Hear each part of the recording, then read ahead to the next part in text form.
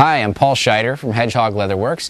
Right now I'm joining you for another video on wilderness survival, and I am really fired up to be doing this video because I've been wanting to make it for such a long time. Most of you know that when I'm usually doing a video for you guys, we're doing some kind of physical skill where we go out and manipulate the environment in some physical way, you know, where we're building a bow drill kit or making a throwing stick or building a shelter or something like that. Well, today we're still going to do a physical skill. However, this one crisscrosses a lot more with the philosophy of being in the wilderness and what that means and why that is a survival skill.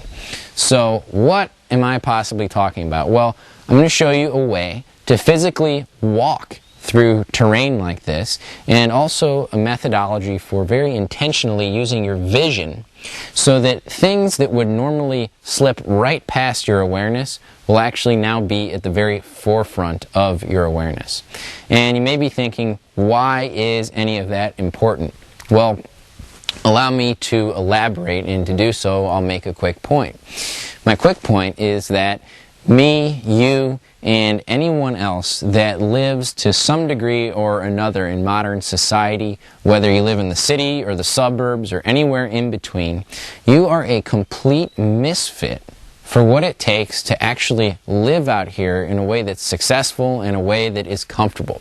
And I realize that sounds like a little bit of a harsh statement, and no, it doesn't apply to everyone, but I do think it applies to 99% of us, myself included. And the reason is really quite simple.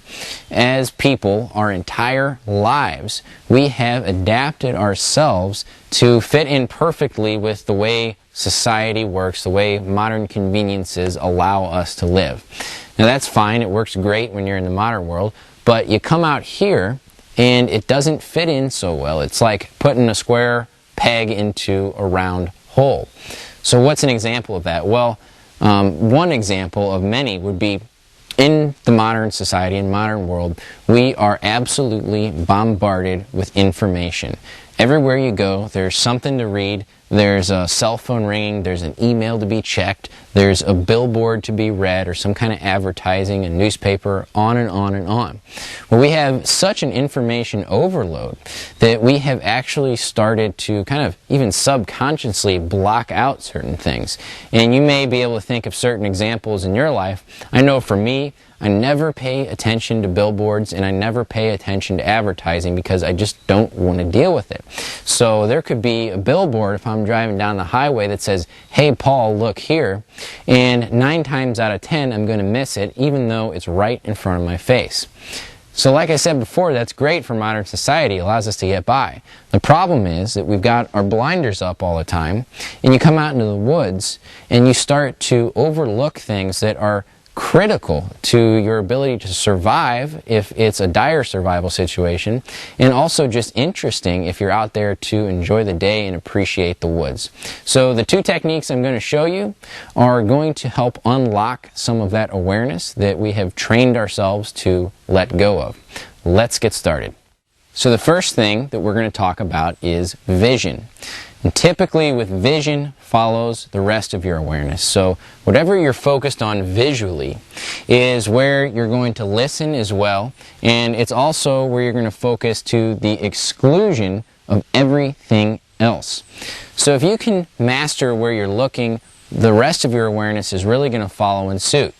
Now, the problem we have that we have to unlearn is that typically we get very focused in our vision, and that's because, as I mentioned a moment ago, in modern world, everything we look at requires intense focus because most of the time we're reading or paying attention to something very subtle on a computer screen or something like that.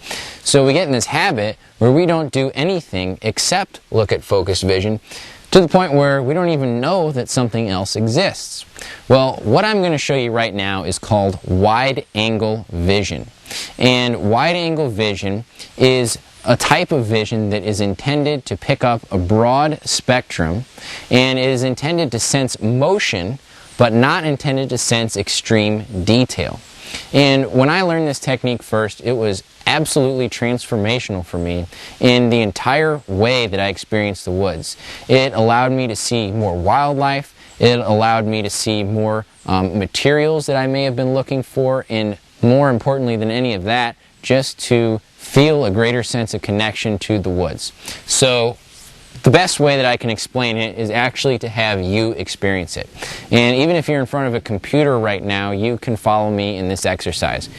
All you're going to do is very simple. Outstretch your arms, and you can't see my hands because they're out of the camera screen, but what you're going to want to do is wiggle your fingers completely outstretched and completely to the side of you. Then what you're going to do, while keeping your head straight forward, is adjust your vision until you can see both hands moving at the same time, and resist, bringing your arms in. They should be completely straight out at 180 degrees from each other. When you can see the fingers of each hand moving at the same time, congratulations, you're now in wide-angle vision. Now hold on to that for a second and realize the different feeling that you have about yourself. What you're going to notice is that you're taking in everything that's in your field of vision at once. Now, as I mentioned a moment ago, you're going to lose out on seeing very fine detail, but what you are going to gain is an incredible ability to detect motion. Now, you're not going to get this technique fully until you go out and do it in the woods. It doesn't have the same effect when you're inside, so you're going to want to do that. But what you're also going to notice when you expand your vision like this is that your entire listening expands as well, and your entire awareness becomes this much larger sphere that exists all around you. And that's a really, really important thing for not scaring off wildlife. Intuitively, when you do this, you're going to be moving more quietly through the woods, you're going to be less disruptive, and you're going to be so much more observant to all the nuances of nature, whether it's wildlife or the edible plants that you need, or the best shelter location or materials, and so on and so on and so on. Critical, absolutely transformational, and I think you're really going to love it, especially when you get outside to do it. Okay, let's move on to the second technique.